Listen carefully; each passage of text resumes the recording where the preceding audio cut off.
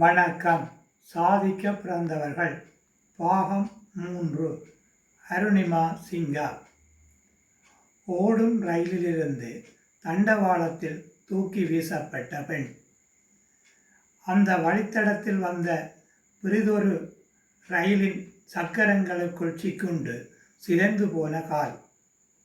சிதையாத இதயத்தோடு சிகரத்தின் இமயத்தில் சிங்கப்பெண்ணாய் அருணிமா சிங்கா.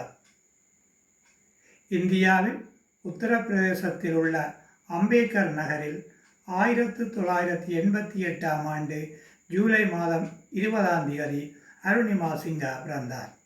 இவர் பள்ளியில் கற்கும் காலத்தில் பாடங்களில் திறமை காட்டிய அதேவேளை விளையாட்டுத் துறையிலும் திறமைமிக்க ஒரு மாணவியாக விளங்கினார். இவர் கால்பந்தாட்டம், கரப்பந்தாட்டம் போன்ற விளையாட்டுகளில் ஆர்வம் மிக்கவராக காணப்பட்டார். இதிலும் கரப்பந்தாட்டத்தில் இவர் தனது திறமையினை அதிக அளவில் வெளிப்படுத்தினார். இதனால் மாவட்ட, மாநில, தேசிய மட்ட கரப்பந்தாட்ட அணிகளில் விளையாடி ஒரு விளையாட்டு வீராங்கனையாக, தேசிய வீராங்கனையாக இவர் திகழ்ந்தார்.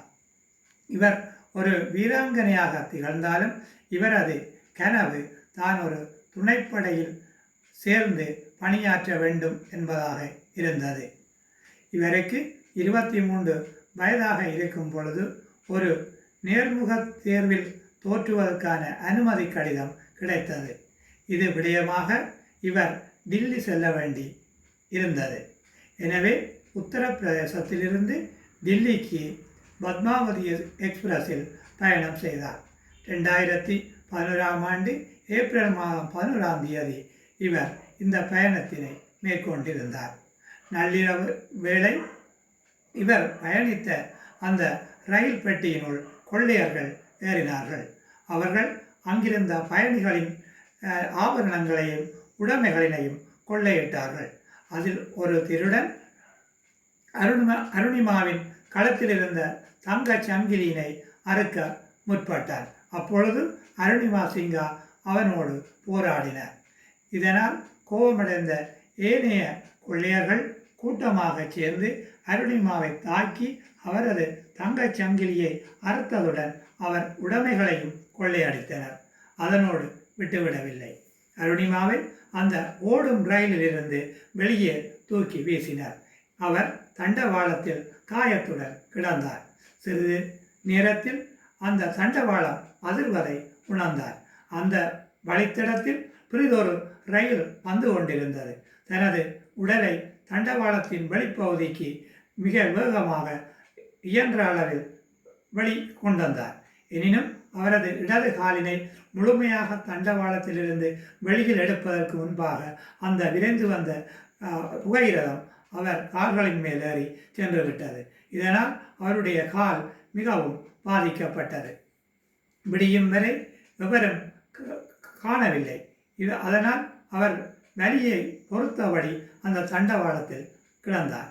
அந்த இரவு பொழுது சுமார் 30க்கும் மேற்பட்ட ரயில்கள் அந்த தண்டவாளத்தின் வழியே பயணித்த பொழுதும் அவை அந்த காயப்பட்டு கிடந்த அருணிமாவை கண்டுகொள்ளவில்லை. பொழுது விடிந்ததும் அந்த கிராம மக்கள் தங்கள் அன்றாட கடமைகளுக்காக அந்த பகுதிக்கு வந்தபோது ஒரு பெண் ரயிலில் அடிபட்டு கிடப்பதனை கண்டார்கள். உடனே அவரை மீட்டு மருத்துவமனையில் சேர்த்தார்கள். அங்கு அருணிமாவுக்கு இடது காலில் முழங்காலுக்கு கீழ் உள்ள பகுதி சத்திர சிகிச்சை மூலம் நீக்கப்பட்டது. தொடர்ந்து சில மாதங்களின் பின் அவருக்கு செயற்கை கால் பொருத்தப்பட்டது. அவர் செயற்கை காலுடன் நடந்தார். எனினும் அவருடைய கனவுகளும் நினைவுகளும் சிதைந்து போயின. அத்தோடு சமூகத்தினர் அருணிமாவை ஒரு அனுதாப பார்வையில் கொண்டு பார்த்தனர். இந்த பார்வை அருணிமாவுக்கு பிடிக்கவில்லை. எனவே ஏதேனும் ஒரு சாதனை செய்து தான் ஒரு சாதனை பெண்ணாக வர வேண்டும் என அவர் எண்ணினார்.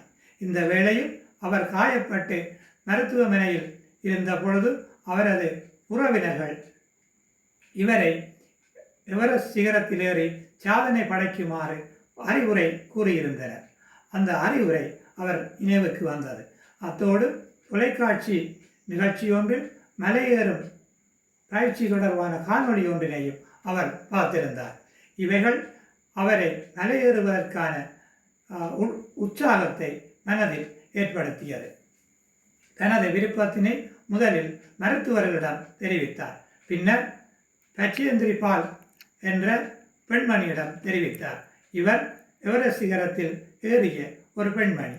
இவர் அருணிமாவை உற்சாகப்படுத்தி அதற்கான ஆதரவுகளினை வழங்கினார். நீ மனதால் எவரெஸ்டை தொட்டு விட்டாய், இனி உடலால் தொட்டு உலகத்துக்கு காட்ட வேண்டியதுதான் பாக்கி, அதனை நீ செய்வாய் என உற்சாகப்படுத்தினார். இது அருணிமாவுக்கு மேலும் உற்சாகத்தை ஏற்படுத்தியது. தொடர்ந்து பச்சேந்திரி பாலின் உதவியோடும் மலையேறும் பயிற்சி வழங்கும் அமைப்புகளின் உதவியோடும் அருணிமா தொடர்ந்து பயிற்சிகளை மேற்கொண்டார். சிறிய மலைகளில் ஏறி பயிற்சிகள் எடுத்தார். 2013ஆம் ஆண்டு ஏப்ரல் மாதம் எவரெஸ்ட் சிகரத்தை ஏறுவதற்கான தனது பயணத்தினை ஆரம்பித்தார். எவரெஸ்ட் சிகரம் மிக உயரமானது.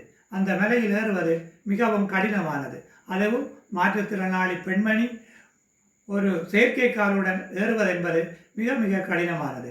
அத்தோடு அப்பகுதியில் நிலவும் காலநிலையும் மிக மோசமானது.